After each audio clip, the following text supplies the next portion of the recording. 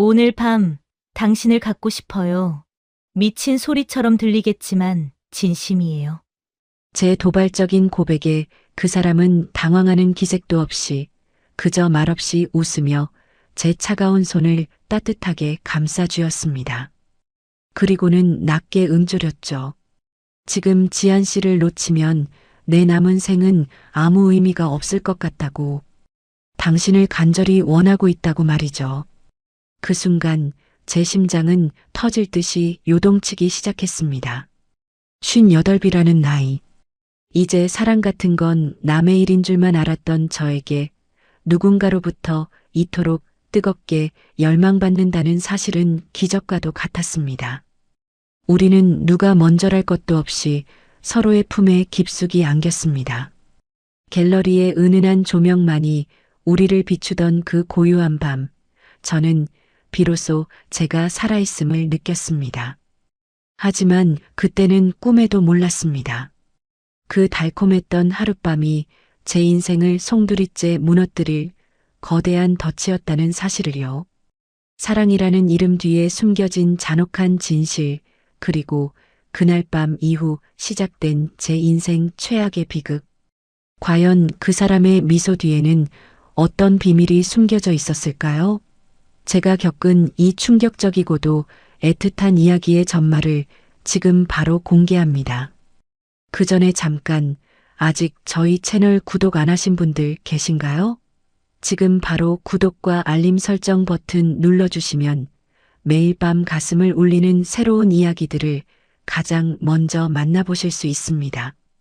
영상 보시면서 여러분들이 어디서 듣고 계시는지, 그리고 지한 씨의 선택에 대해 어떻게 생각하시는지 댓글로도 자유롭게 의견 남겨주세요. 여러분의 좋아요는 영상 제작에 정말 큰 힘이 됩니다. 자, 그럼 지한 씨의 숨겨진 이야기 지금 시작합니다. 올해 58살, 이름은 이지한입니다. 저는 20년이 넘는 세월을 한 남자와 부부라는 이름으로 묶여 살았습니다. 하지만 그 시간은 제게 훈장이 아니라 지독한 낙인이었습니다. 남들은 말하더군요. 번듯한 사업가, 남편 밑에서 사모님 소리 들으며 팔자 좋게 산다고요. 하지만 그 화려한 껍데기 안에서 제 영혼은 매일같이 시들어갔습니다. 남편은 습관적으로 밖을 돌았습니다. 처음엔 비즈니스 때문이라고 믿으려 애썼고, 다음엔 아이를 봐서라도 참아야 한다고 저 자신을 가스라이팅했습니다. 하지만 그의 외도는 병적이었고, 그때마다 돌아오는 건 미안하다는 사과가 아닌 내가 매력이 없어서 그런 걸 어쩌라는 거냐라는 서슬퍼런 칼날 같은 폭언이었습니다. 결국 3년 전 남편의 침대 옆에서 낯선 여자의 향수병을 발견한 그날, 제 안에 무엇인가가 완전히 부서져 내렸습니다. 더는 버틸 힘도 증오할 기력조차 남지 않았을 때 저는 도망치듯 이혼 도장을 찍었습니다. 위자료 한 푼이라도 더 받으려 그 진흙탕 같은 싸움을 이어가는 것도 진저리가 났습니다. 최소한의 정착금만 겨우 챙겨 도심 외곽으로 내려왔습니다. 거기서 아주 작은 갤러리를 열었습니다. 지한 갤러리. 제 이름을 내건 이 소박한 공간만이 오로지 제가 숨 쉴 수 있는 유일한 도피처였습니다. 아침이면 갤러리 앞들의 잡초를 뽑고, 낮에는 고요한 전시실에서 그림들과 대화하며 저는 비로소 나로 사는 법을 배워갔습니다. 홀로 지내는 삶은 평화로웠지만 문득문득 찾아오는 외로움은 시린 새벽 안개처럼 저를 덮쳐왔습니다. 텅 빈 전시실 구석에서 혼자 차를 마시다 보면 가끔 이런 생각이 들었습니다. 내 인생은 이렇게 누군가의 배신으로 얼룩진 채 아무런 온기 없이 끝나버리는 걸까? 그러던 어느 날 갤러리 단골 손님이자 동네 언니처럼 지내던 희숙 씨가 제게 슬쩍 휴대폰 화면을 내밀었습니다. 지한 씨, 언제까지 이렇게 그림들만 보고 살 거야? 요즘 세상이 얼마나 좋아졌는데. 여기 봐봐. 시니어 매칭 앱이라는 거야. 우리 나이대 점잖은 분들이 얼마나 많은데. 저는 깜짝 놀라 손사래를 쳤습니다. 아이고, 언니. 무슨 그런 말씀을 하세요. 제 나이에 무슨 연애예요. 전 그냥 이렇게 조용히 살다가 가려고요. 무슨 소리, 지안 씨 아직 40처럼 보여. 그 고운 얼굴을 왜 썩 켜? 연애를 하라는 게 아니라 그냥 가끔 차 한 잔 마시고 속 깊은 대화 나눌 친구라도 사귀어 보라는 거지. 믿져야 본전 아냐? 희숙 씨가 가고 난 뒤에도 그 말이 자꾸만 머릿속을 맴돌았습니다. 대화가 통하는 누군가. 그날 밤 유난히 달빛이 밝아 잠이 오지 않더군요. 캄캄한 방 안에서 천장을 바라보는데 20년 결혼 생활 동안 느꼈던 지독한 고독감이 저를 다시 짓눌렀습니다. 홀린 듯이 휴대폰을 들어 앱을 설치했습니다. 그리고 갤러리 앞들, 제가 제일 아끼는 백일홍 옆에서 수줍게 웃고 있는 제 사진 한 장을 올렸습니다. 이지연. 취미는 차 마시기와 그림 보기입니다. 따뜻한 대화를 나눌 수 있는 인연을 찾습니다. 겨우 10몇 자 적었을 뿐인데 마치 죄라도 짓는 것처럼 손끝이 떨렸습니다. 하지만 동시에 가슴 한구석에선 아주 미세한 기대감이 싹트고 있었습니다. 제 삶에 지독했던 가을이 가고 혹시라도 작은 봄볕 같은 인연이 저를 찾아와 줄까요? 그렇게 일주일이 지났습니다. 비가 부슬부슬 내리던 월요일 오후였습니다. 적막한 갤러리 안에서 찻잔을 만지작거리고 있는데 휴대폰에서 짧은 진동이 울렸습니다. 모르는 사람에게서 온 메시지. 가슴이 툭 하고 바닥으로 떨어지는 기분이었어요. 떨리는 손가락으로 화면을 눌러보았습니다. 안녕하세요, 이지아님. 프로필 사진 속 웃음이 참 맑으시네요. 저는 서명훈이라고 합니다. 골동품을 감정하는 일을 하고 있고 지아님처럼 조용한 대화의 가치를 아는 분을 찾고 있었습니다. 실례가 안 된다면 차 한 잔 나누며 그 갤러리에 얽힌 이야기를 들어볼 수 있을까요? 글자 하나하나에서 정중함과 배려가 묻어났습니다. 저는 한참 동안 답장을 적었다 지웠다 반복했습니다. 무슨 말을 해야 할까? 이 나이에 이런 게 정말 맞는 걸까? 하지만 제 손가락은 이미 제 마음을 대변하고 있었습니다. 반갑습니다, 명훈님. 저도 찻잔 너머로 전해지는 따뜻한 대화가 그리웠나 봅니다. 언제든 편하신 시간에 갤러리로 오세요. 약속한 날 저는 평소보다 더 공들여 거울을 보았습니다. 화려하지는 않지만 단정한 실크 블라우스를 입고 아주 오랜만에 립스틱도 발라보았습니다. 거울 속 제 모습이 낯설면서도 싫지 않았습니다. 약속 시간인 2시가 가까워지자 갤러리 문에 달린 작은 종소리가 정적을 깨뜨렸습니다. 딸랑이는 소리와 함께 들어온 남자는 제가 상상했던 모습보다 훨씬 더 근사했습니다. 희끗한 머리칼을 단정하게 빗어넘기고 짙은 갈색 체크 재킷을 걸친 그는 중년의 중후함과 지적인 분위기를 동시에 풍기고 있었습니다. 이지아님 맞으시죠? 실제로 뵈니 사진보다 훨씬 더 공간과 잘 어울리시네요. 명훈 씨의 목소리는 낮고 부드러웠습니다. 마치 잘 조율된 첼로 소리처럼 제 귓가를 감싸 안았죠. 그는 제게 작은 꽃다발을 내밀었습니다. 수줍게 고개를 내민 프리지아였습니다. 오시는 길에 꽃집이 보여서요. 지아님의 갤러리와 닮았다는 생각이 들어 사왔습니다. 꽃을 받아든 제 손끝이 미세하게 떨렸습니다. 20년 결혼 생활 동안 남편에게 꽃 한 송이 받아본 기억이 가물가해졌는데 처음 보는 남자에게 이런 배려를 받다니. 우리는 창가 쪽 작은 테이블에 마주 앉았습니다. 명훈 씨는 골동품 감정사라는 직업답게 갤러리에 걸린 그림들을 아주 세심한 눈길로 바라보았습니다. 이 그림 지안 씨 닮았네요. 겉은 단단해 보이지만 속은 아주 부드러운 빛을 머금고 있어요. 안목이 정말 훌륭하십니다. 그의 칭찬은 입에 발린 소리가 아니었습니다. 작품의 구도와 색감, 그리고 그 안에 담긴 화가의 고도까지 정확히 짚어내는 그의 식견에 저는 눈을 떼지 못했습니다. 남편은 제가 그림을 모으고 갤러리를 여는 것을 돈 안 되는 사치라며 무시하곤 했었죠.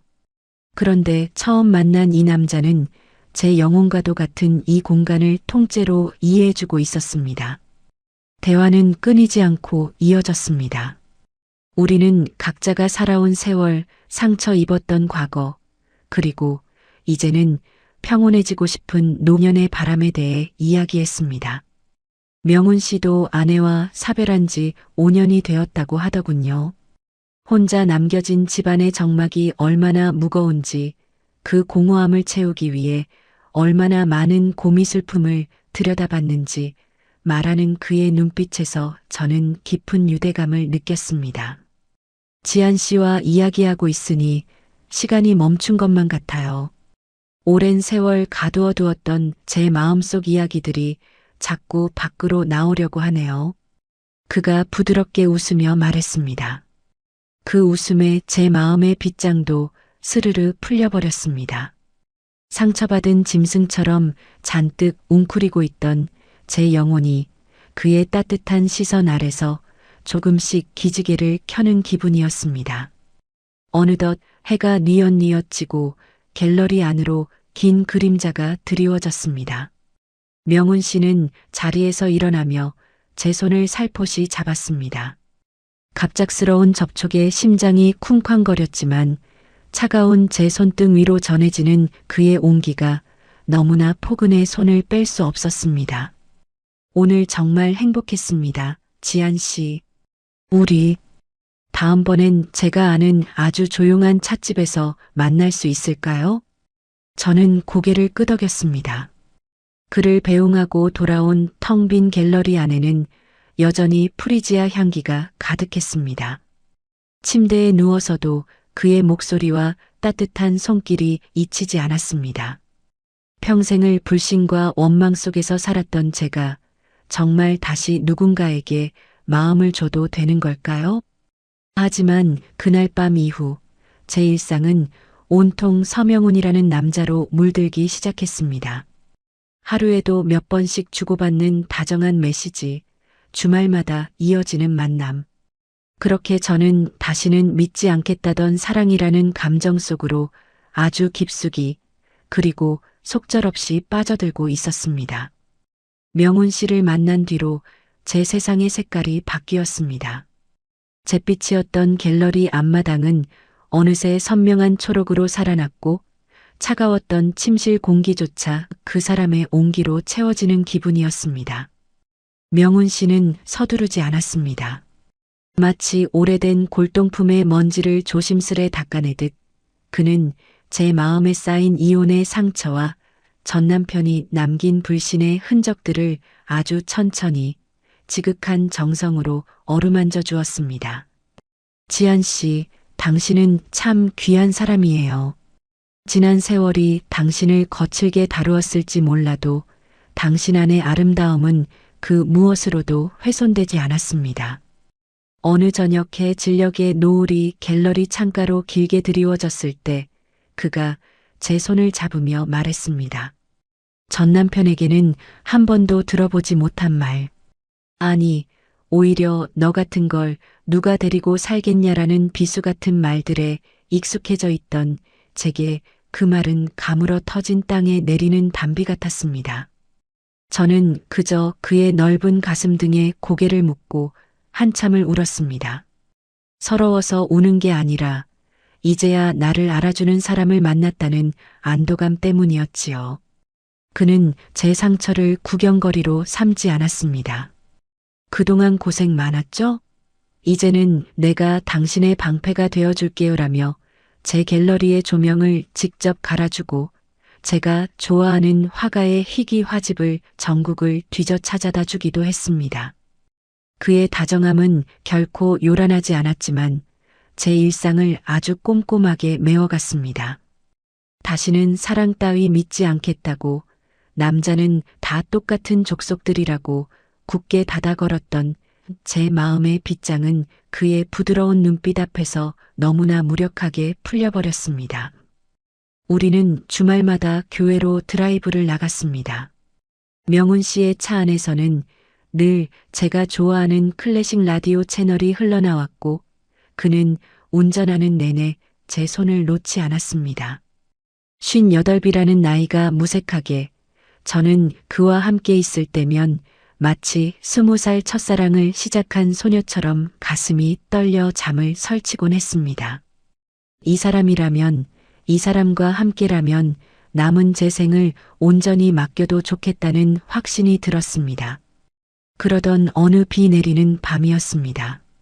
명훈 씨가 갤러리로 저를 보러 왔고 차 한잔 나누다 보니 시간이 훌쩍 지나버렸죠.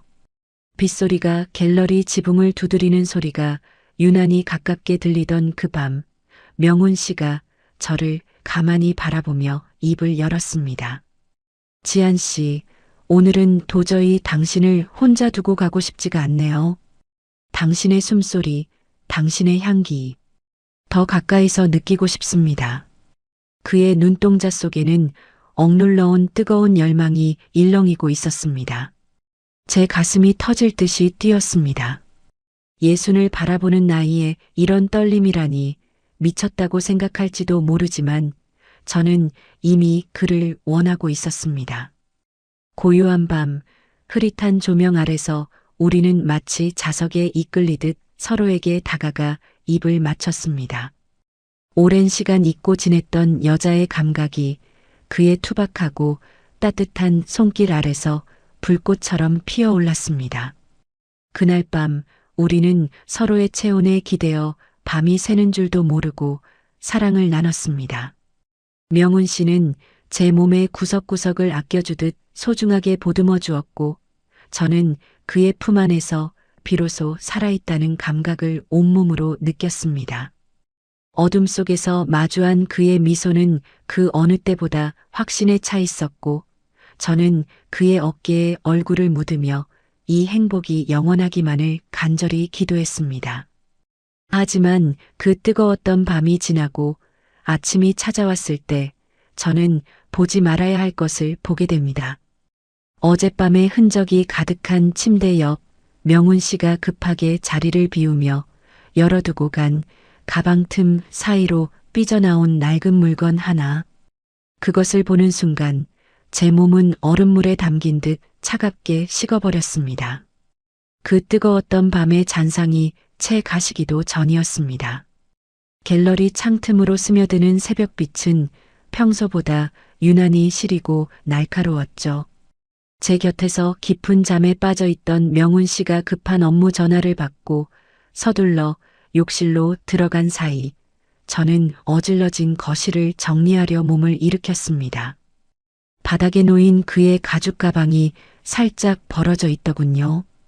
평소라면 남의 물건에 손대지 않았을 텐데 그날은 왜 그랬을까요?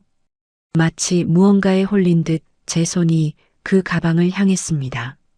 조심스레 가방 입구를 여는 순간 안쪽 깊숙한 주머니에 꽂혀 있던 낡은 만년필 하나가 제 시선을 잡아챘습니다.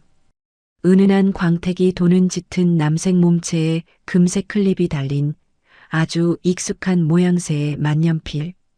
떨리는 손으로 그것을 꺼내어 불빛에 비추어 보았습니다. 그리고 그 순간 저는 숨쉬는 법조차 잊어버리고 말았습니다. 만년필 하단에 아주 작고 정교하게 새겨진 석자. 강준호. 그 이름이 제 눈을 찔러왔습니다. 20년 동안 저를 지옥 같은 불신 속으로 밀어넣었던 사람, 죽어도 다시는 엮이고 싶지 않았던 제 이혼한 전남편의 이름이었습니다.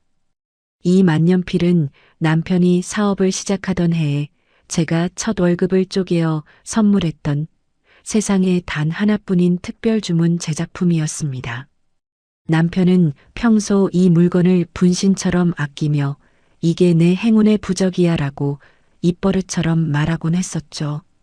그런데 왜 이 물건이 지금 이 사람의 가방 안에 있는 걸까요? 온몸의 피가 거꾸로 솟구치는 기분이었습니다. 명훈 씨는 분명 사별 후 혼자 지내온 골동품 감정사라고 했습니다. 저와는 아무런 연결고리도 없던 그저 앱을 통해 우연히 만난 운명 같은 인연이라고 믿었는데 이 낡은 만년필 한 자루가 제게 말해주고 있었습니다. 이 모든 만남이 어쩌면 정교하게 짜인 각본일지도 모른다는 섬뜩한 예감을요. 지한 씨, 일어났어요? 왜 거기 그러고 서 있어? 욕실 문을 열고 나온 명훈 씨가 젖은 머리를 털며 다가오다 멈춰 섰습니다. 제 손에 들린 만년필을 발견한 그의 눈빛이 찰나의 순간 흔들렸습니다. 평소에 부드럽고 여유롭던 표정은 온데간데였고 차갑고 딱딱한 긴장감이 그의 얼굴을 덮었습니다. 저는 만년필을 쥔 손을 부들부들 떨며 그를 바라보았습니다. 입술이 파르르 떨려 말이 제대로 나오지 않았습니다. 명훈 씨, 이게 왜 당신 가방에 있어요? 이거 우리 그 사람이 아끼던 거잖아요. 당신이 이걸 어떻게 해? 명훈 씨는 대답 대신 제 손에서 만년필을 낚아채듯 가져갔습니다. 그리고는 다시 가방 깊숙이 밀어넣으며 한숨을 내쉬었죠.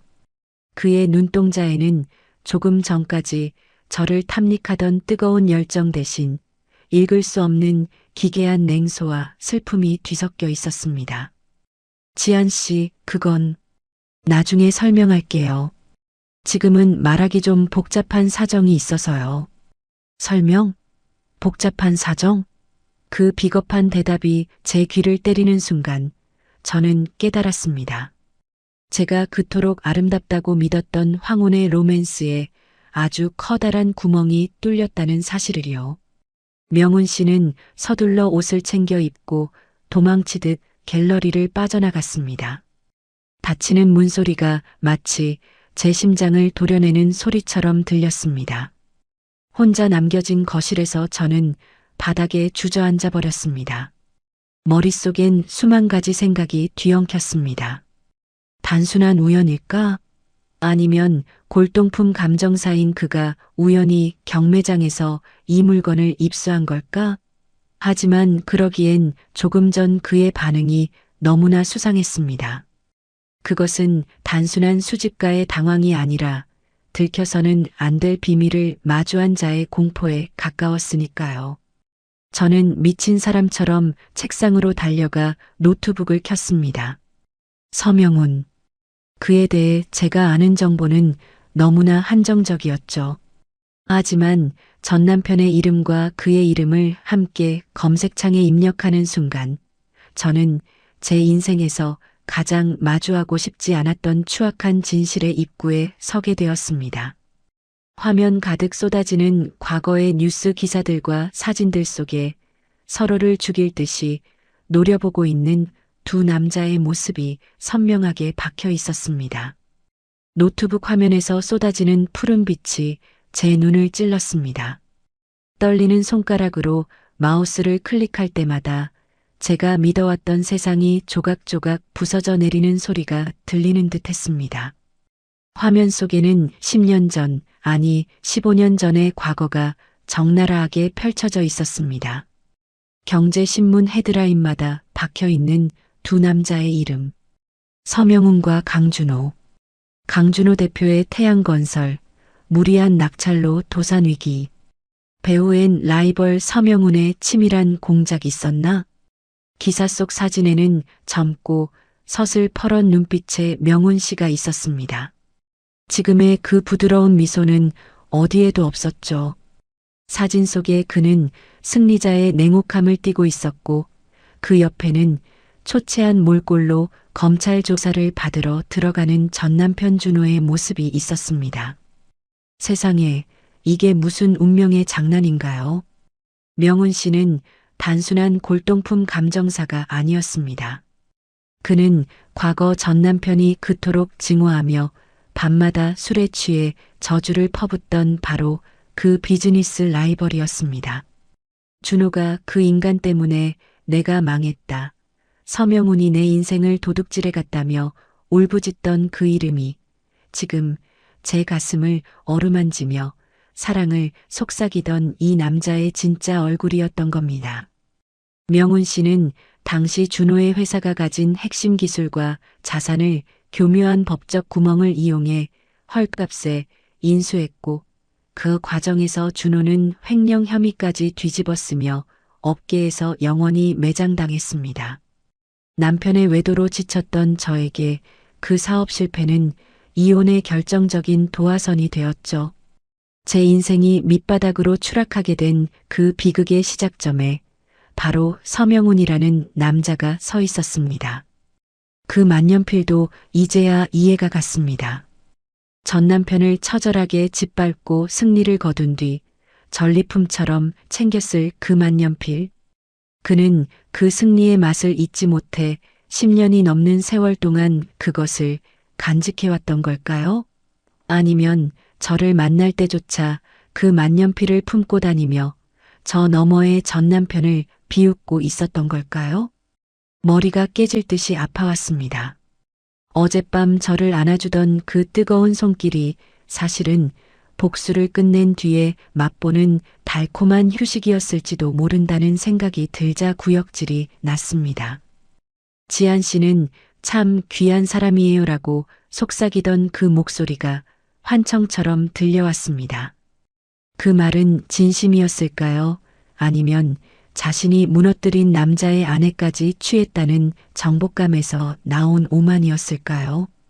그는 제가 누구인지 처음부터 알고 있었던 게 분명합니다. 소개팅 앱에서 수많은 여자 중 굳이 저를 선택하고 제가 운영하는 갤러리까지 찾아와 환심을 산 모든 행동이 정교하게 설계된 덫처럼 느껴졌습니다. 저는 그가 던진 다정함이라는 미끼를 덥석 물어버린 어리석은 먹잇감에 불과했던 겁니다. 거울 속에 제 모습을 보았습니다. 58, 인생의 황혼에서 다시 찾아온 사랑이라 믿으며 어린아이처럼 들떴던 제 얼굴이 너무나 추하고 가련해 보였습니다. 전 남편의 그림자에서 벗어나려 몸부림쳤는데 결국 저는 다시 그 그림자의 주인이 던진 그늘 속으로 제 발로 걸어 들어간 셈이었습니다. 하지만 의문은 가시지 않았습니다. 왜 이제 와서인가요? 이미 다 무너진 사람의 전처에게 굳이 이런 수고를 들여 접근한 이유가 무엇일까요? 단순히 전 남편을 더 비참하게 만들기 위해서? 아니면 제가 모르는 또 다른 추악한 목적이 있는 걸까요? 창밖은 어느새 완전히 밝아졌지만 제 마음은 칠흑 같은 어둠 속에 갇혔습니다. 명훈 씨에게 당장 전화를 걸어 따지고 싶었지만 손끝 하나 움직일 기력이 없었습니다. 배신감과 모멸감이 온몸을 휘감아 숨을 쉴 때마다 가슴이 저릿했습니다. 그때 제 갤러리 문을 거칠게 두드리는 소리가 정적을 깼습니다. 이른 아침 손님이 올 시간이 아닌데도 말이죠. 문 밖에는 제가 3년 동안 단 한 번도 마주치고 싶지 않았던, 그러나 지금 이 순간 제 머릿속을 온통 헤집어 놓은 그 이름의 주인이 서 있었습니다. 갤러리 문을 거칠게 흔드는 소리에 심장이 덜컥 내려앉았습니다. 문 밖의 그림자가 누구인지 확인하기도 전에 제 머릿속은 이미 명훈 씨에 대한 잔혹한 의심으로 가득 차 있었습니다. 명훈 씨, 아니 서명훈. 그가 제게 보여준 그 지극한 정성과 눈물겹도록 다정한 손길들이 사실은 치밀하게 계산된 복수의 수단이었다는 생각이 독버섯처럼 피어올랐습니다. 지한 씨, 안에 있는 거 압니다. 제발 문 좀 열어봐요. 문 밖에서 들려오는 명훈 씨의 목소리가 평소와 달리 다급하고 떨리고 있었습니다. 하지만 어젯밤까지 제 귓가를 간지럽히던 그 감미로운 저음이 이제는 날카로운 바늘처럼 제 가슴을 찔러왔습니다. 저는 문고리를 잡으려다 말고 뒷걸음질을 쳤습니다. 그가 저를 안아주던 그 품이 사실은 전 남편 준호에 대한 승리감을 만끽하기 위한 전리품의 자리였다고 생각하니 온몸에 소름이 돋았습니다. 이 남자는 무서운 사람입니다. 전 남편을 사회적으로 매장시키고 그것도 모자라 그 남자가 가장 사랑했던 혹은 그 남자의 아내였던 저까지 제물로 삼으려 한 겁니다. 소개팅 앱에서 저를 발견했을 때 그는 얼마나 쾌감을 느꼈을까요? 강준호의 아내가 여기 있구나. 내 손으로 그 마지막 자존심까지 무너뜨려 주말하며 비웃었을 그의 차가운 눈빛이 상상되어 구역질이 났습니다. 가세요. 당장 가란 말이에요. 당신이 어떤 사람인지, 당신과 내 전 남편이 어떤 악연인지 다 알았으니까. 제가 비명처럼 내지른 말에 문 밖의 소음이 뚝 끊겼습니다. 정막이 흐르는 짧은 찰나 저는 그의 숨소리조차 비릿하게 느껴졌습니다. 다시는 사랑을 믿지 않겠다고 다짐했던 제 어리석은 마음을 비웃듯 눈물이 봇물 터지듯 쏟아졌습니다. 58배 나이에 다시 시작된 봄날인 줄 알았는데 사실은 가장 잔인한 겨울의 덫이었던 겁니다. 지한 씨, 오해입니다. 처음엔 그랬을지 몰라도 지금은 아니에요. 제 진심을 한 번만 믿어주세요. 명훈 씨의 목소리는 애처로웠지만 이미 제 마음속의 신뢰는 제 한 줌 남지 않고 타버렸습니다. 처음엔 그랬을지 모른다는 그 시인이 오히려 제 심장에 확인 사살을 했습니다. 역시 그랬던 겁니다. 저를 향한 그 모든 찬사와 꽃다발, 정성 가득했던 데이트들이 전부 저를 무너뜨리기 위한 연극이었다는 사실이 명확해졌습니다. 저는 그에게 복수의 마침표를 찍어줄 도구에 불과했던 거죠. 저는 미친 사람처럼 갤러리 안의 조명들을 모두 꺼버렸습니다. 어둠 속에 몸을 숨긴 채 그가 떠나기만을 기다렸습니다. 제 인생의 황혼을 이토록 처참하게 망가뜨린 남자를 향한 증오가 조금 전까지 느꼈던 애정보다 훨씬 더 뜨겁게 타올랐습니다. 그는 한참 동안 문 밖을 떠나지 못하고 서성이다가 결국 무거운 발걸음을 옮기며 사라졌습니다. 멀어지는 자동차 엔진 소리를 들으며 저는 바닥에 주저앉아 무릎 사이에 얼굴을 묻었습니다. 전 남편 강준호. 그 남자는 이혼한 뒤에도 제 인생을 이토록 지독한 지옥으로 끌어당기고 있었습니다. 그 남자의 업보 때문에 제가 왜 이런 수치심을 느껴야 하는 걸까요? 명훈 씨를 향한 그리움과 그를 죽이고 싶을 만큼 미운 감정이 뒤엉켜 심장을 갉아먹는 듯 했습니다. 그렇게 며칠을 시금전폐하며 어둠 속에 갇혀 지냈습니다. 갤러리 예약도 모두 취소하고 세상과의 단절을 택했습니다. 하지만 운명의 장난은 여기서 멈추지 않았습니다. 명훈 씨의 흔적을 지우려 애쓰던 제 앞에 이 모든 비극의 씨앗이자 제가 세상에서 가장 증오하는 또 다른 남자 강준호가 불쑥 나타난 것입니다. 그는 예전에 기세등등하던 사업가의 모습은 온데간데 없이 초라하고 비굴한 몰골로 제 갤러리 정원을 서성이고 있었습니다. 명훈 씨가 떠난 뒤 갤러리는 다시 죽은 듯한 정적에 잠겼습니다. 그 정적 속에서 제 마음은 갈갈이 찢겨 너덜너덜해진 상태였죠.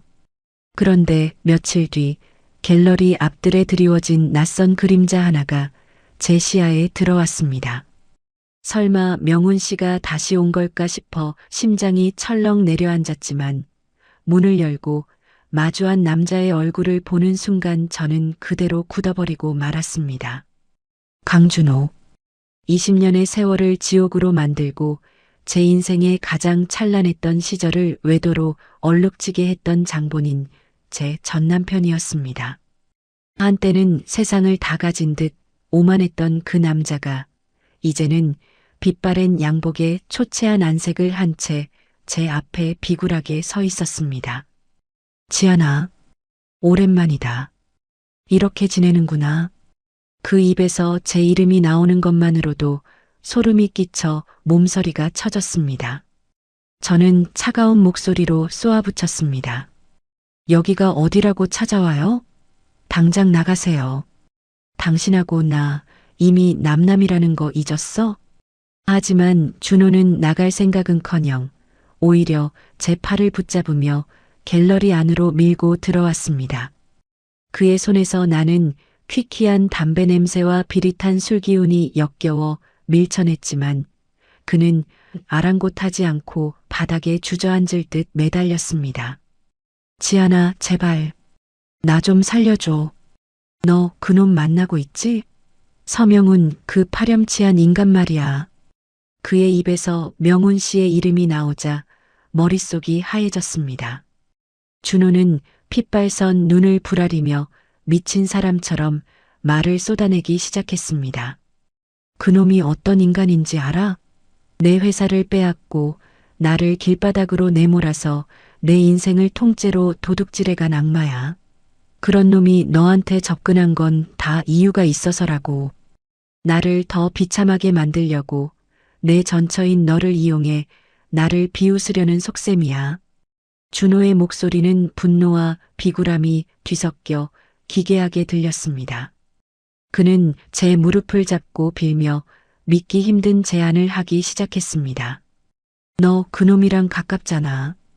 그놈이 너한테 정신 못 차리는 거 내가 다 알아봤어. 그러니까 제발 그놈 서재에 가서 서류 몇 장만 찍어다 줘. 그놈이 지금 추진하는 사업 정보만 있으면 나 다시 일어설 수 있어. 지아나, 우리가 살았던 세월을 생각해서라도 한 번만 도와주라. 응? 어이가 없었습니다. 20년 넘게 나를 배신하고 상처 주었던 남자가 이제는 자기를 몰락시킨 라이벌에게 접근한 제 상황을 이용해 정보를 빼내 달라고 매달리다니요. 그 비겁함과 뻔뻔함에 치가 떨렸습니다. 준호는 제 침묵을 긍정으로 오해했는지 더 적극적으로 제 손을 부여잡았습니다. 그놈은 널 사랑하는 게 아니야. 널 복수의 도구로 쓰는 것뿐이라고. 너도 억울하지 않아? 그놈한테 복수하고 싶지 않아? 내가 정보를 빼오면 그놈도 망하고 우리도 다시 예전처럼. 입 닥쳐. 저는 참지 못하고 비명을 질렀습니다. 당신이나 서명훈이나 다를 게 없다고. 내 인생을 망치고 있는 건 바로 당신들이라고 소리치고 싶었습니다. 명훈 씨가 복수를 위해 저를 이용했다는 준호의 말은 제 가슴에 이미 박혀있던 의심의 쐐기를 더욱 깊숙이 박아버렸습니다. 사랑이라 믿었던 떨림은 추악한 복수극의 한 장면이 되었고 이제는 이 지긋지긋한 전남편까지 나타나 저를 첩보원처럼 이용하려 들다니. 58.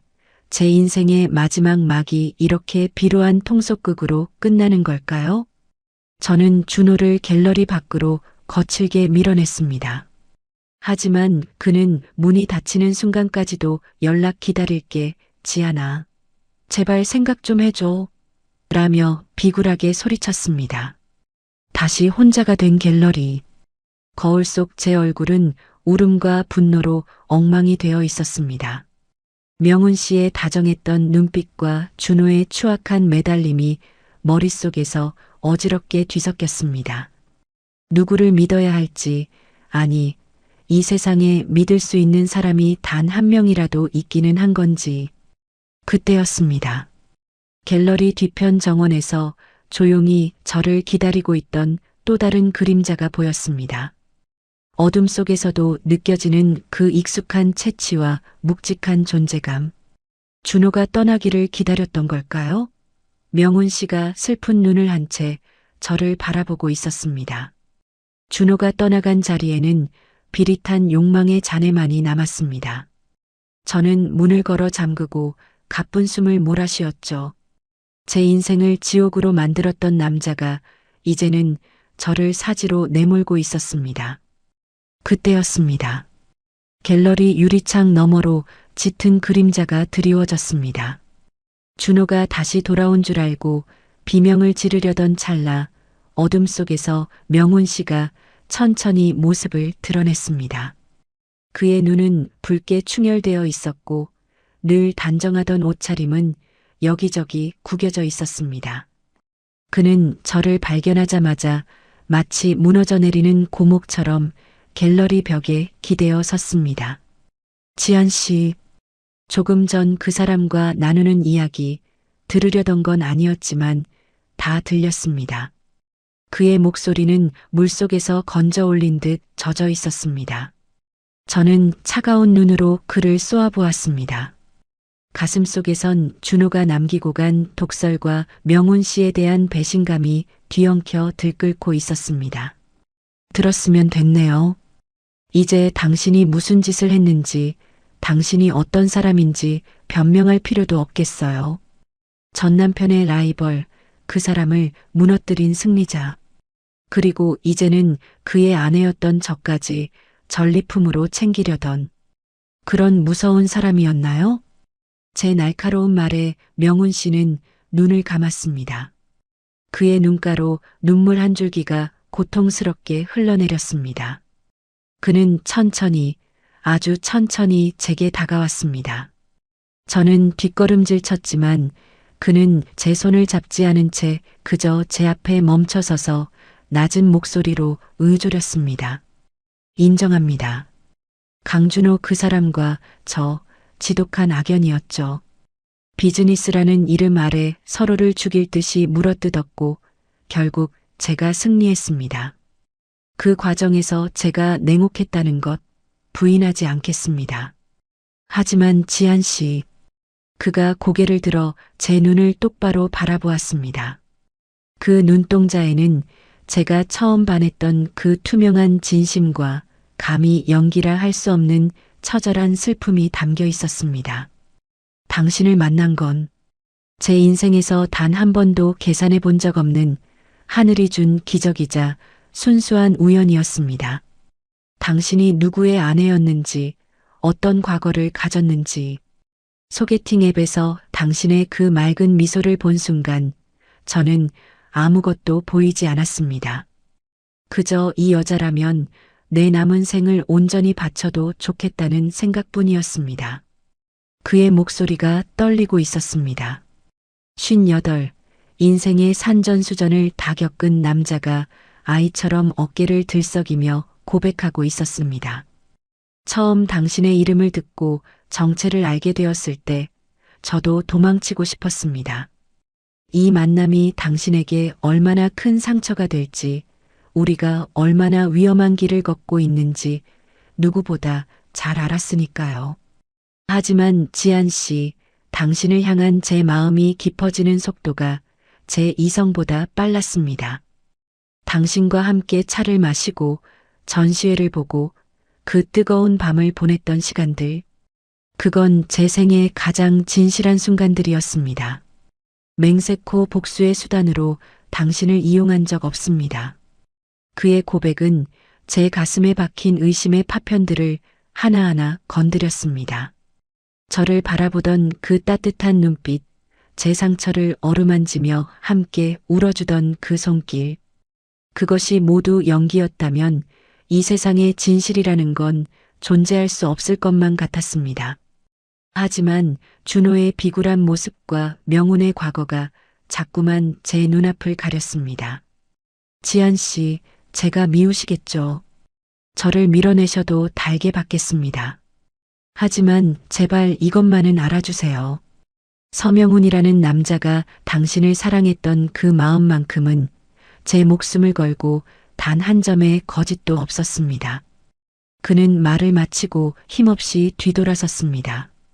그의 뒷모습이 오늘따라 왜 이렇게 작아 보이는지 제 마음은 다시 갈대처럼 흔들리기 시작했습니다. 그의 진심을 믿고 싶은 마음과 이 지독한 운명의 굴레에서 도망치고 싶은 공포가 제 안에서 격렬하게 싸우고 있었습니다.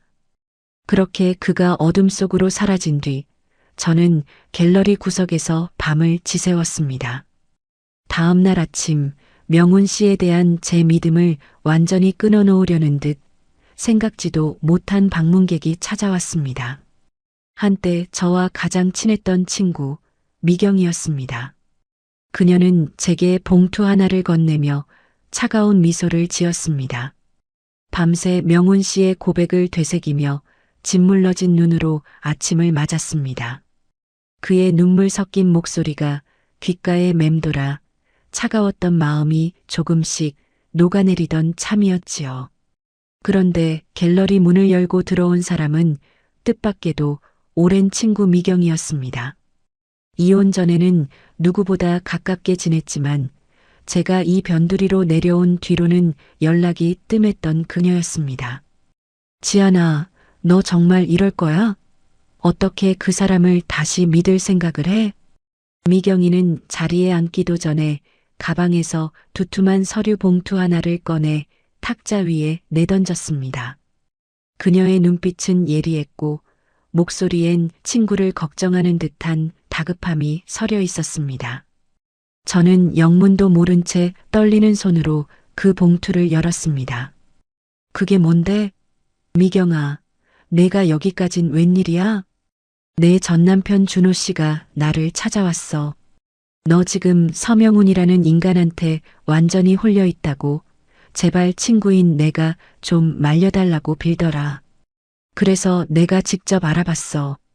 서명훈, 그 인간이 왜 너한테 접근했는지 그 추악한 증거들이 여기 다 들어있어. 서류 더미 안에는 제 갤러리가 위치한 부지의 개발 계획서와 명훈 씨의 직인이 찍힌 계약 검토서가 들어있었습니다. 그 서류들에 따르면 제 갤러리를 포함한 이 인근 부지가 대규모 리조트 단지로 편입될 예정이며 명훈 씨가 운영하는 법인이 이미 주변 땅을 사들이고 있다는 내용이었습니다. 결정적으로 마지막 장에는 제 갤러리 부지를 매입 우선 순위로 지정해 놓은 명훈 씨의 자필 서명이 선명하게 박혀 있었습니다. 지아나, 정신 차려. 그 남자는 골동품 감정사가 아니라 피도 눈물도 없는 부동산 사냥꾼이야. 전 남편에 대한 복수는 핑계고 사실은 내 갤러리 부지를 헐값에 넘겨받으려고 너한테 접근한 거다고. 내가 마음을 열고 도장을 찍어줄 때까지 사랑 노름을 한 거야. 미경이의 말은 제 심장에 얼음 송곳을 박아 넣는 것 같았습니다. 어젯밤 그토록 처절하게 진심을 호소하던 명훈 씨의 얼굴이 떠올라 머릿속이 깨질 듯이 아팠습니다. 순수한 우연이라던 그 고백조차 제 소중한 터전을 빼앗기 위한 치밀한 연기였을까요? 58, 이제야 겨우 마련한 제 마지막 안식처마저 그 사람에겐 그저 돈벌이 수단에 불과했다는 사실에 모멸감이 치밀어 올랐습니다. 준호 씨 말이 맞았어. 그 인간은 파렴치한이야. 여기 봐, 이 날짜. 너랑 처음 앱에서 대화 시작하기 사흘 전이야. 이미 부지 조사를 다 끝내놓고 너한테 접근한 거라고. 미경이가 손가락으로 가리킨 날짜는 잔인할 만큼 정확했습니다. 제 이성은 이 서류들이 진실이라고 외치고 있었고 제 가슴은 여전히 명훈 씨의 따뜻했던 손길을 기억하며 비명을 지르고 있었습니다. 준호의 조력자로 변해버린 친구의 말이라는 사실조차 잊어버릴 만큼 눈앞의 서류들은 너무나 정교하고 완벽했습니다. 지아나, 이제 어쩔 거야? 그놈한테 당하고만 있을 거야? 너도 보여줘야지. 그 인간이 가장 소중하게 생각하는 걸 망가뜨려서라도 내 자존심을 찾아야 하지 않겠어? 미경이의 눈동자 속에서 기괴한 탐욕의 그림자를 보지 못한 채 저는 그저 명훈 씨를 향한 배신감에 몸을 떨었습니다. 사랑이라 믿었던 그 밤의 열기, 우리를 감싸던 프리지아 향기, 그리고 당신을 사랑했던 마음만큼은 거짓이 없었다던 그의 마지막 고백까지 모든 것이 저를 비웃는 조롱처럼 느껴졌습니다. 저는 서류를 움켜쥐고 자리를 박차고 일어났습니다. 가슴속에선 차디찬 분노의 불꽃이 타오르기 시작했습니다. 나를 이용한 대가가 얼마나 가혹한지 그가 가장 아끼는 것을 통해 똑똑히 보여주고 싶었습니다. 명훈 씨가 그토록 소중히 여기며 자신의 목숨보다 귀하게 다루던 그 물건들을 떠올리며 저는 갤러리를 나섰습니다. 미경이가 두고 간 서류 뭉치를 쥔 손이 바들바들 떨렸습니다. 사랑? 진심? 그 남자의 입에서 흘러나온 그 감미로운 단어들이 사실은 제 갤러리 땅을 삼키기 위한 침바른 소리에 불과했다니. 58, 산전수전 다 겪었다고 자부했는데 결국 저는 전 남편에게 버림받고 이제는 비즈니스 사냥꾼의 놀이개가 된 가련한 늙은이에 불과했습니다. 치밀어 오르는 모멸감에 숨을 쉴 수가 없었습니다. 나를 안아주던 그 손길로 제 갤러리의 평당 가격을 계산하고 있었을 그 남자를 생각하니 가슴 밑바닥에서 뜨겁고 시커먼 증오가 치솟았습니다. 그대로 당해줄 수는 없었습니다. 그가 저를 무너뜨린 것처럼 저 또한 그가 가장 아끼는 것을 부수어 그 차가운 심장에 구멍을 내주고 싶었습니다. 저는 명훈 씨의 집으로 향했습니다. 그는 잠시 자리를 비운 상태였죠. 저는 그가 자신의 목숨보다 귀하게 여긴다던 청자 음각 연화문 매병 앞에 섰습니다. 그는 늘 말했었죠. 이 병의 곡선이 제 어깨선을 닮아볼 때마다 가슴이 뛴다고요. 그 감미로운 찬사가 사실은 이 값비싼 물건을 곁에 두기 위한 핑계였을까요? 저는 바닥에 굴러다니던 무거운 장식품을 집어들었습니다. 이것만 내리치면 그의 오만한 자존심도 그가 쌓아온 가식적인 명성도 산산조각이 날 것이었습니다.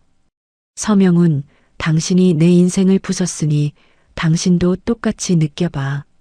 장식품을 높이 치켜든 순간 제 눈에 책상 위에 흩어진 낡은 장부 하나가 들어왔습니다. 평소 명훈 씨가 누구에게도 보여주지 않던 개인 금고 옆에 놓인 것이었죠. 복수하겠다는 일념으로 그 장부를 거칠게 낚아채 펼쳤습니다. 그 인간의 추악한 비리라도 적혀 있길 바라며 눈을 부라렸는데 그곳에 적힌 숫자들이 제 눈을 멀게 했습니다. 강준호 채무상환 대납분. 그 뒤로 이어지는 숫자의 단위는 상상을 초월했습니다. 1억, 2억. 날짜는 우리가 만나기 시작한 그 무렵부터 최근까지 이어져 있었습니다. 준호가 사업에 실패하며 진 어마어마한 빚, 사채업자들에게 쫓기며 제 갤러리까지 위협하던 그 지독한 채무들을 명훈 씨가 매달 조용히 갚아나가고 있었던 겁니다. 손에 들고 있던 장식품이 힘없이 바닥으로 떨어졌습니다. 둔탁한 소리가 고요한 거실을 울렸지만 저는 제 심장이 무너지는 소리밖에 들리지 않았습니다. 갤러리 부지를 뺏으려던 사냥꾼이라고? 복수를 위해 저를 이용했다고? 아닙니다. 그는 오히려 제 전남편이 저지른 오물들을 자신의 돈으로, 자신의 명예로 묵묵히 치워주고 있었습니다. 제가 전남편의 빚더미에 앉아 갤러리를 뺏기지 않도록 저 모르게 방패가 되어주고 있었던 겁니다. 바닥에 주저앉아 그 장부를 품에 안았습니다. 명훈 씨의 거친 필체로 적힌 지한 씨가 알지 못하게 할 것이라는 메모가 제 가슴을 도려냈습니다. 미경이가 보여준 서류, 준호가 내뱉은 독설, 그 모든 것이 명훈 씨를 제 곁에서 떼어내기 위한 추악한 공작이었다는 사실이 그제야 선명하게 다가왔습니다. 저는 명훈 씨에게 복수하려 했던 제 추악한 손을 바라보며 오열했습니다. 그는 저를 지키기 위해 자신의 라이벌이었던 남자의 빚까지 떠안았는데 저는 그를 파렴치한으로 몰아세우며 그의 심장에 칼을 꽂으려 했습니다. 이 남자는 왜 바보같이 이 모든 걸 혼자 짊어지고 저에게 미소만 보여주었던 걸까요? 떨리는 손으로 명훈 씨에게 전화를 걸려던 찰나 장부 뒷장에 끼워진 낡은 편지 봉투 하나를 발견했습니다.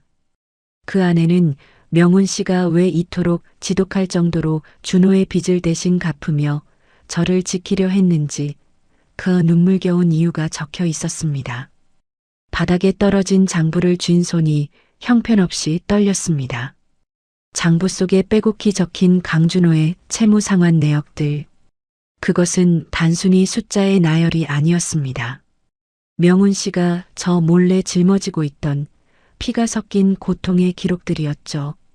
저는 그 장부를 가슴에 꼭 안은 채 그의 서재 바닥에 주저앉아 한참을 울었습니다. 사실 명훈 씨는 누구보다 강준호를 증오할 권리가 있는 사람이었습니다. 과거 비즈니스 라이벌이었던 시절 전 남편 준호는 명훈 씨의 신뢰를 무참히 짓밟고 비겁한 배신을 저질렀었죠. 그 일로 명훈 씨는 평생 일궈온 사업체에 막대한 손해를 입었고 명예마저 실추되어 바닥까지 추락했던 적이 있었습니다. 준호가 술만 마시면 내뱉던 서명훈이 내 인생을 뺏었다는 말은 사실 거꾸로 된 것이었습니다. 명훈 씨야말로 준호 때문에 모든 것을 잃을 뻔했던 피해자였던 겁니다. 그런데 왜 그런 원수의 빚을 당신이 갚아주고 있는 건가요? 장부 뒷장에 적힌 명훈 씨의 메모를 읽어내려가며 저는 숨이 턱 막히는 기분이었습니다. 강준호가 사채업자들에게 넘긴 연대보증 서류에 지한 씨의 이름이 적혀 있다. 이대로 두면 그녀가 공들여 세운 갤러리도 그녀의 평온한 노후도 전부 압류당할 것이다. 내가 준호를 이겼던 방식이 비록 정당했을지라도 그 결과로 지한 씨가 길거리에 나앉게 되는 것은 참아둘 수 없다. 그녀는 이 더러운 전쟁에서 아무런 죄가 없는 사람이니까. 그는 알고 있었던 겁니다. 준호가 이혼 직전 제 인감을 도용해 얼마나 무시무시한 빚잔치를 벌여놓았는지요. 제가 이혼 후 이 한적한 곳에서 작은 갤러리를 운영하며 평화를 찾을 수 있었던 건 제가 운이 좋아서가 아니었습니다. 명훈 씨가 그 사나운 빚쟁이들을 자신의 돈으로 막아내고 그 독촉장들이 제 집 대문 앞에 도착하지 못하도록 온몸으로 가로막고 있었기 때문이었습니다. 명훈 씨는 자신에게 배신을 안겨준 남자의 그림자를 지우기 위해 역설적으로 그 남자의 빚을 자신의 살점을 떼어내듯 갚아나가고 있었습니다. 제가 그를 복수에 미친 파렴치한이라고 비난하며 가슴에 대못을 박을 때도 그는 그저 묵묵히 제 통장 잔고와 제 갤러리의 등기부 등본을 지키고 있었던 겁니다. 58. 인생의 끄트머리에서 제가 마주한 건 추악한 복수국이 아니라 한 남자가 바친 지독하리만큼 숭고한 헌신이었습니다. 바보같이 왜 그랬어요, 왜? 그가 저를 안아주던 그 따뜻한 팔뚝의 근육들이 사실은 이 무거운 빚의 하중을 견뎌내느라 가토록 단단해졌던 걸까요? 저를 보며 짓던 그 평온한 미소 뒤에 얼마나 많은 채권자의 협박과 금전적인 압박을 숨기고 있었던 걸까요? 명훈 씨가 운영하던 골동품 가게의 귀한 물건들이 하나둘씩 사라졌던 이유도 이제야 깨달았습니다. 그는 저를 위해 자신의 보물들을 팔아치우고 있었던 겁니다. 미경이가 보여준 그 서류들, 명훈 씨가 갤러리 부지를 매입하려 했다는 증거들도 실은 조작된 것이 아니었습니다. 다만 목적이 달랐을 뿐이죠. 그는 다른 투기꾼들이 제 땅을 노리고 달려들기 전에 자신이 직접 매입하여 저에게 영구적인 운영권을 주려던 계획이었습니다. 그것이 이 험난한 세상에서 저를 지킬 가장 확실한 방법이라고 믿었기 때문이었겠죠. 저는 눈물로 범벅이 된 얼굴을 닦아내고 자리에서 일어났습니다. 이제야 모든 퍼즐이 맞춰졌습니다. 명훈 씨가 저에게 다가온 건 단순히 죽은 친구의 부탁이나 우연한 끌림 그 이상의 의미였습니다. 그것은 긴 세월 동안 멀리서 저를 지켜보며 품어왔던 차마 말로 다 할 수 없는 깊은 연민과 뒤늦게 용기를 낸 지독한 진심 때문이었음을 저는 이제 확신할 수 있었습니다. 그가 이 모든 비난을 감수하면서까지 제 곁에 머물려 했던 그 진짜 이유를 확인하기 위해 저는 그가 있는 곳으로 달려가기 시작했습니다. 명훈 씨의 서재를 뛰쳐나와 무작정 달렸습니다. 차오르는 숨이 목끝까지 걸려 폐가 찢어질 듯 아팠지만 지금 이 순간 그를 보지 못하면 제 심장이 먼저 터져버릴 것만 같았지요. 58, 적지 않은 나이에 이토록 처절하게 누군가를 갈구하게 될 줄은 꿈에도 몰랐습니다. 명훈 씨가 늘 혼자 앉아 있다던 강변의 작은 벤치. 그곳에 그가 보였습니다. 저물어가는 노을을 배경으로 멍하니 흐르는 강물을 바라보는 그의 뒷모습이 오늘따라 왜 이리 외롭고 위태로워 보이는지 저는 차마 다가가지 못한 채 멀찍이 서서 그를 바라보았습니다. 제 전남편 준호가 저를 배신하고 밖으로 돌던 그 긴 세월 동안 명훈 씨는 아주 멀리서 저를 지켜보고 있었습니다. 비즈니스 라이벌이었던 준호를 감시하던 눈길이 어느덧 그 곁에서 시들어가는 저에게 머물렀던 것이지요. 준호의 폭언에 눈물 지으며 갤러리 앞들을 서성이던 제 모습, 홀로 찻잔을 쥔 채 멍하니 하늘을 보던 제 쓸쓸한 어깨를 그는 담 너머에서 혹은 차 유리창 너머에서 숨죽여 지켜봐 왔던 겁니다. 지한 씨, 인기척을 느낀 명훈 씨가 고개를 돌렸습니다. 저를 발견한 그의 눈에 당혹감과 슬픔이 교차했습니다. 저는 그에게 다가가 숨을 고를 새도 없이 장부를 내밀었습니다. 왜 말 안 했어요? 왜 그 지옥 같은 빚더미를 당신이 다 짊어지고 왜 나한테 바보처럼 욕만 먹고 있었냐고요. 제 외침에 명훈 씨는 힘겹게 미소 지었습니다. 그 미소는 여전히 따뜻했지만 그 안에 담긴 세월의 무게가 느껴져 가슴이 아릿했습니다. 지한 씨가 알면 저를 연민으로 대할까봐 두려웠습니다. 저는 당신에게 전 남편의 빚이나 갚아주는 해결사가 아니라 그저 당신을 사랑하는 한 남자이고 싶었거든요. 준호에게 입은 상처가 그렇게 깊은데 제가 그 사람의 흔적을 지워주고 있다는 걸 알면 당신이 얼마나 더 괴로워할지 그게 더 걱정됐습니다. 그의 말 한마디 한마디가 제 가슴에 깊은 골을 내며 박혔습니다. 그는 복수를 위해 저를 이용한 것이 아니었습니다. 오히려 복수라는 그 추악한 소용돌이에서 저를 건져내기 위해 자신의 전 재산과 명예, 그리고 가장 소중히 여기던 자존심까지 기꺼이 내던진 것이었죠. 오랜 시간 멀리서 저를 지켜보며 품어온 그 마음은 연민이었고 그 연민은 시간이 흘러 지독하리만큼 깊은 사랑이 되었습니다. 준호와 이혼하고 제가 혼자가 되었을 때 그는 비로소 그동안 억눌러왔던 진심을 꺼내 들 용기를 냈던 겁니다.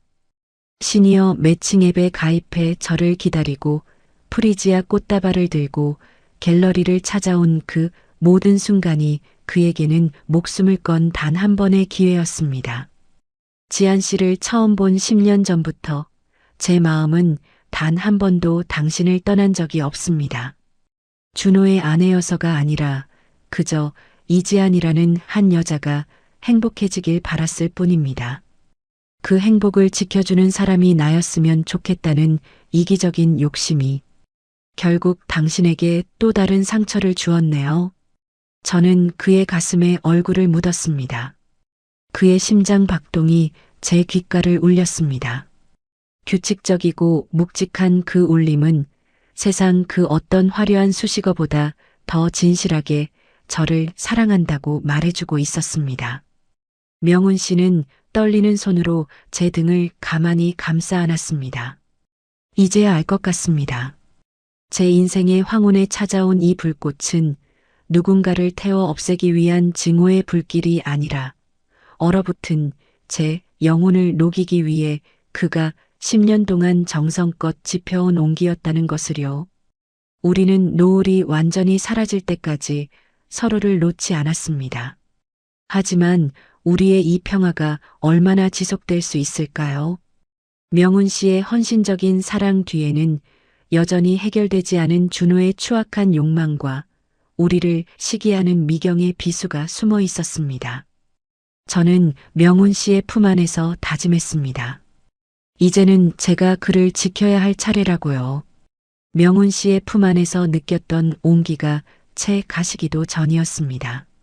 제 인생을 송두리째 뒤흔들었던 그 잔인한 의혹들이 사실은 어떤 추악한 밑바닥을 감추고 있었는지 저는 드디어 그 실체를 마주하게 되었습니다. 명훈 씨가 제게 보여준 그 눈물겨운 장부와 편지들을 토대로 저는 미경이가 건넸던 그 서류들의 출처를 역추적하기 시작했습니다. 알고 보니 모든 것은 강준호와 미경, 두 사람의 탐욕이 만들어낸 정교한 덫이었습니다. 사업 실패 후 재기불능의 상태에 빠진 준호는 명훈 씨가 제 주위를 맴돌며 빚을 대신 갚아주고 있다는 사실을 눈치채고 이를 역이용해 명훈 씨의 재산을 토째로 삼킬 계획을 세운 것이었죠. 그리고 그 계획의 실행자로 돈에 눈이 먼 제 옛 친구 미경이를 끌어들인 겁니다. 미경이가 제게 보여준 개발 계획서는 교묘하게 위조된 가짜였습니다. 명훈 씨의 사인이 담긴 서류 역시 그가 저를 지키기 위해 채권자들과 협상하던 과정에서 나온 문건들을 짜깁기 한 것이었고요. 그들은 제가 명훈 씨를 증오하게 만들어 그를 파멸시키고 그 혼란을 틈타 명훈 씨가 저를 위해 따로 빼두었던 신탁 자산과 갤러리 부지를 가로채려 했습니다. 지아나, 우리가 다 너를 위해서 그런 거야. 서명훈 그 인간이 워낙 무서운 놈이니까. 진실을 들이밀자 미경이는 끝까지 비굴한 변명을 늘어놓았습니다. 하지만 저는 더 이상 예전의 어리석고 유약한 이지안이 아니었습니다. 전 남편 준호의 외도에 가슴을 치며 울던 친구의 배신에 앞날이 무너지는 것만 같아 절망하던 그 보잘것없는 여자는 이제 이곳에 없었습니다. 저는 그들이 내민 가짜 서류들을 그들의 발등 앞에 차갑게 던져버렸습니다. 20년이 넘는 세월 동안 저를 옥죄어왔던 가스라이팅과 불신의 쇠사슬이 단숨에 끊어지는 기분이었습니다. 준호라는 남자가 제 인생의 주인인 줄 알았던 착각, 그리고 그 주변을 맴돌며 제 진액을 빨아먹던 가짜 인연들. 그 모든 굴레에서 저는 비로소 완전히 자유로워졌습니다. 당신들의 그 비열한 탐욕 덕분에 깨달았어. 내가 누구를 믿어야 하는지, 그리고 내가 얼마나 소중한 사람인지. 이제 다시는 내 인생에 발 들릴 생각 마. 준호는 제 섯을 퍼런 기세에 눌려 입만 벙긋거릴 뿐 아무런 대꾸도 하지 못했습니다. 그토록 거대해 보였던 제 과거의 공포가 알고 보니 한낱 비겁한 낙오자의 몸부림에 불과했다는 사실이 저를 허탈하게 하면서도 동시에 강하게 만들었습니다. 저는 갤러리로 돌아와 명훈 씨를 맞이했습니다. 이제 우리 사이를 가로막던 추악한 안개는 모두 거쳤습니다. 명훈 씨는 제 눈빛만 보고도 모든 상황이 끝났음을 직감한 듯 안도의 한숨을 내쉬며 저를 깊게 끌어안았습니다. 그의 품은 이제 복수의 전쟁터가 아니라 오로지 저만을 위해 준비된 안식처였습니다. 58, 인생의 늦가을인 줄만 알았던 이 시기에 저는 비로소 제 삶의 진짜 주인이 되었습니다. 과거의 망령들에게서 벗어나 오직 저를 위해 헌신해온 이 남자의 손을 잡고 새로운 길을 걸어갈 준비가 된 것이지요. 하지만 행복의 문턱에서 명훈 씨는 제게 마지막으로 털어놓지 못한 한 가지 진실을 꺼내놓으려 합니다.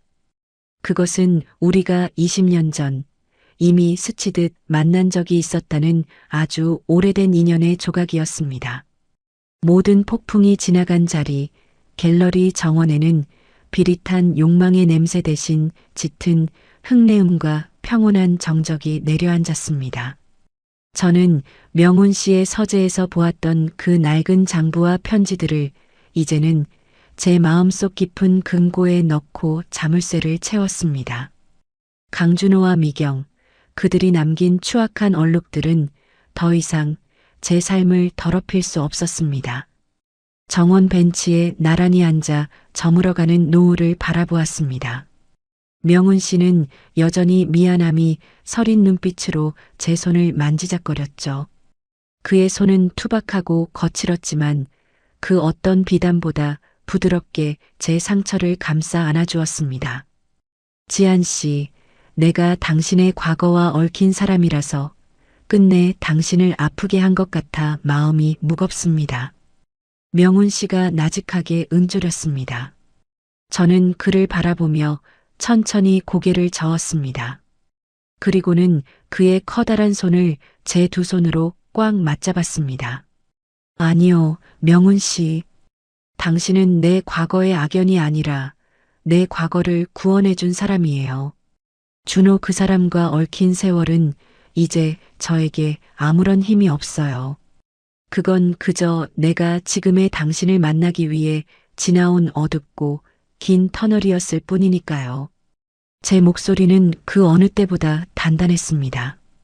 58해를 살며 처음으로 제 안에서 솟구치는 확신을 느꼈습니다.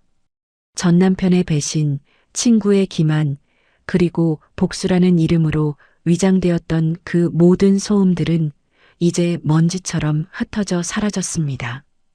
제 앞에 남은 것은 오직 이 남자의 진실한 눈동자와 우리가 함께 그려갈 남은 생의 지도뿐이었습니다. 우리는 약속했습니다. 이제는 누군가의 전처, 누군가의 라이벌이라는 꼬리표를 떼어내고 오직 이지안과 서명훈이라는 이름으로 서로를 마주하기로요. 과거의 악연이 우리를 이곳으로 이끌었을지는 몰라도 여기서부터 발걸음을 떼는 것은 오로지 우리의 의지여야 했습니다.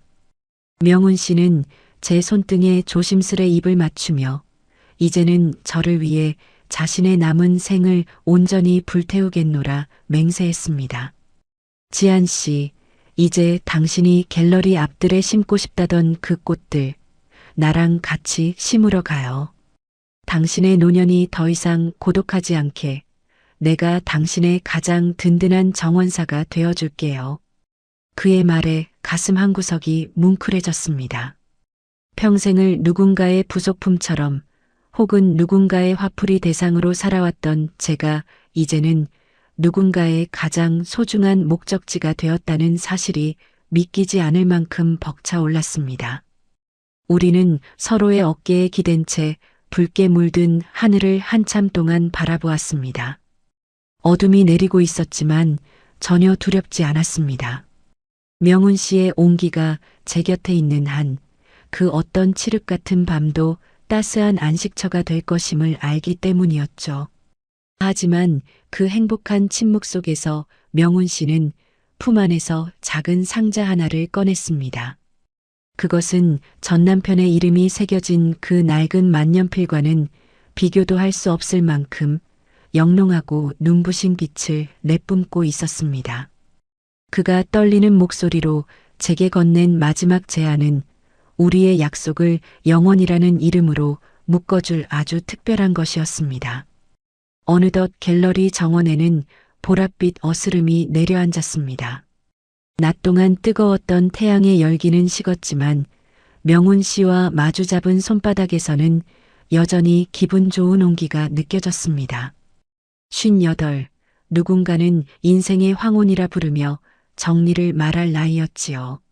하지만 저는 지금 제 인생에서 가장 찬란하고 눈부신 아침을 맞이하고 있는 기분입니다. 명훈 씨가 건넨 작은 상자 안에는 화려한 보석 대신 수줍게 빛나는 옥빛 가락지 하나가 들어 있었습니다. 지한 씨, 이 옥처럼 은은하고 변함없는 마음으로 당신 곁을 지키고 싶습니다. 화려하진 않아도 당신이 힘들 때 언제든 기댈 수 있는 단단한 주춧돌이 되어드릴게요. 그의 고백에 저는 대답 대신 그의 손을 더 꽉 맞잡았습니다.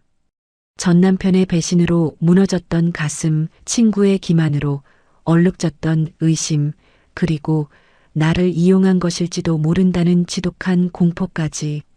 그 모든 어둠을 뚫고 제가 도착한 곳은 결국 서명훈이라는 남자의 넓고 깊은 바다였습니다. 우리는 천천히 갤러리 정원을 거닐었습니다. 제가 정성껏 가꾼 백일홍과 수국들이 달빛 아래서 은은한 향기를 뿜어내고 있었죠. 명훈 씨는 발걸음을 맞춰 걷다가 문득 멈춰서서 제 어깨를 감싸 안았습니다. 지한 씨, 이제 이 갤러리는 더 이상 도피처가 아니에요. 우리 두 사람의 꿈이 자라는 정원이 될 겁니다. 당신이 그리고 싶었던 그림, 가고 싶었던 여행, 이제는 미루지 말고 나랑 하나씩 해나가요. 그의 품에 얼굴을 묻자 그가 저 몰래 감내해왔던 그 지독한 세월의 헌신이 비릿한 눈물 향기로 전해져 왔습니다. 나를 지키기 위해 자신의 모든 것을 걸었던 남자. 그 지극한 사랑 앞에 저는 비로소 과거의 굴레를 완전히 벗어던지고 온전한 이지안으로 설 수 있었습니다. 정원 끝자락, 우리가 처음 함께 심었던 프리지아 묘목이 밤바람에 살랑거렸습니다. 배신과 오해라는 가시밭길을 지나온 끝에 마주한 이 평온함은 그 무엇과도 바꿀 수 없는 인생의 보석이었습니다. 우리는 서로를 바라보며 조용히 미소 지었습니다. 제 인생의 일막이 상처와 눈물이었다면 이제 막을 올린 이 막은 이 남자의 다정한 숨결과 따뜻한 차 한 잔 그리고 변치 않을 신뢰로 가득 찰 것입니다. 58, 다시 시작하기에 결코 늦지 않은 나이. 우리는 함께 달빛이 부서지는 정원 너머 새로운 내일을 향해 천천히 발을 내디뎠습니다. 오늘 들려드린 지한 씨의 사연, 여러분은 어떻게 들으셨나요? 인생의 가장 어두운 순간에도 진실한 사랑은 결국 길을 찾아낸다는 사실이 가슴 뭉클한 감동을 줍니다. 지한 씨와 명훈 씨의 앞날에 따뜻한 봄볕만 가득하길 진심으로 응원합니다. 오늘 이야기가 가슴에 닿으셨다면 구독과 좋아요, 그리고 알림 설정까지 꼭 부탁드립니다. 여러분의 작은 관심이 저희 채널에 정말 큰 힘이 됩니다. 특히 지한 씨처럼 인생의 뒤늦은 봄을 기다리고 계신 분들이 있다면 따뜻한 위로와 응원의 댓글을 남겨주세요. 여러분의 소중한 사연도 언제든 기다리고 있겠습니다. 지금까지 시청해주셔서 감사합니다. 다음 시간에 더 깊은 울림을 주는 이야기로 찾아뵙겠습니다. 평안한 밤 되세요.